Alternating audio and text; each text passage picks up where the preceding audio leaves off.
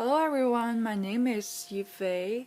Actually, I should do the hypothesis test of the bowling question yesterday, but when I do it, I feel like kind of confused what my DF is. I think you guys may have the same question, so I do some research and summarize the whole test step. Hope that everyone will get it. I have the notes in laptop. If you guys need it, please email me and I will send it to you. First, let me introduce my column, my table. This column, first column is name. For example, like one sample z-test or two sample t-test type of thing. Second column is formula, which we will find if there is no formula for n, the situation should be n is equal to n in the chart.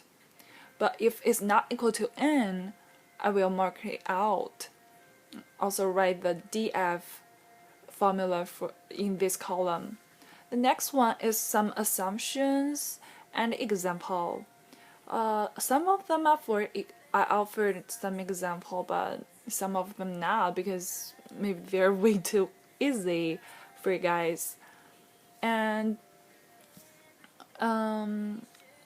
this column, I only offer one answer for the question because all the questions are from our chapter notes, so you guys can check it there. First, let's look at one simple z-test. Obviously, here n is equal to n, but we should pay attention to s and sample standard derivation and sample standard derivation. We should know the difference. For two sample z-test, the only thing we should do is pay attention to the d, to the mu we have already known. For example, like we say girls mu is 17 larger than boys, then DO should not be 0 here. We may always think that DO should be 0, or maybe just I think DO should be 0. Okay, anyway. Next page is two. Oh, sorry, it's not should be two proportion. Should be one sample t-test. Here is the formula. Degree of freedom is different here, which is n-1. I also pointed out that S and I don't know what it's called. S and this is different, right? And normal population or n is less than 30, so we should use t-test. It is, yeah, everyone know that. For pair t-test, n is df is always n-1. This is for the same n and same variance, so we can use it. If it's not, we should use two sample pooled test with equal variance, which I have already listed it here. It's I won't read it because it's too long. Okay, we should pay attention to degrees of freedom, which is equal to n1 plus n2 minus 2. Some population here, assumption. First one is assumption. Second is I list some example as I said. So yeah. Next one is two sample unpooled t-test with an equal variance, which means n is different and also standard deviation is different. I think Mr. Marsh won't give us some questions like this because if give it from the formula we can see He just too mean to give us that. Yeah, pretty ugly, huh? Okay, I was just kidding. Our next one should be one portion z-test. Uh, when we do some portion problems, we should pay attention to the binomial to the normal change thing. If np is bigger than 10 or 5 and nq is bigger than 10 or 5, we should just pull it first. As we can see, different n leads to different chart. This is the same principle of roles from the T chart and Z chart, so we won't see too much of it.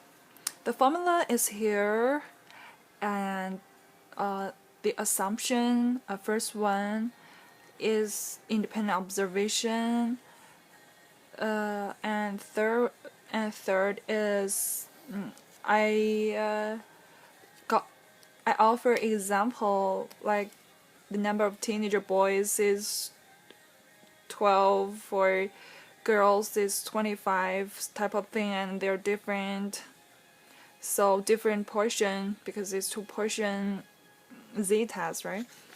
Okay, next one is two portion z-test, but it's unpulled, so we should pull it first, which is the situation is n1p is bigger than 5 and n1q is bigger than 5. Also same role for n2p2, n2q2. And we can also first just pull it together and then use the same formula of the one sample of the one portion z-test, right? Okay, next one is chi-square test for variance. This is some just introduction, I think. This is example tells us in which situation we should use this formula. Here I lifted one weight table, which degree of freedom is k minus 1. K is the outcome of the whole event. And here is two weight table. Expected value is total row times total column over total sample size, which is different from the one weight table. And degrees of freedom is df equal to r minus 1 times c minus 1. It's also different from k minus 1, right? So there are some assumptions. All the expected counts are at least 5. I don't know what it's called, just and all expected counts are bigger than 1. It's not important, I think, so just cross it. Okay. We should pay attention to that it's right-tailed, so when we draw the picture it should be on the right?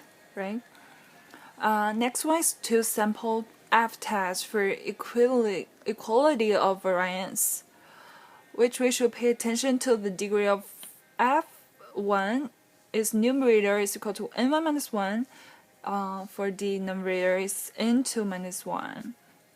Here is we should pay attention to how can I find df.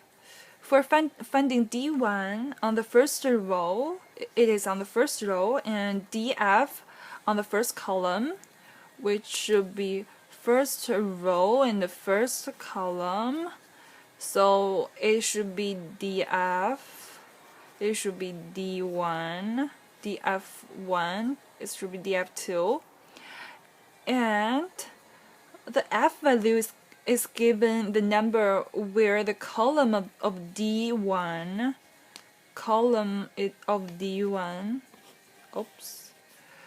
across the row of DF should be this one.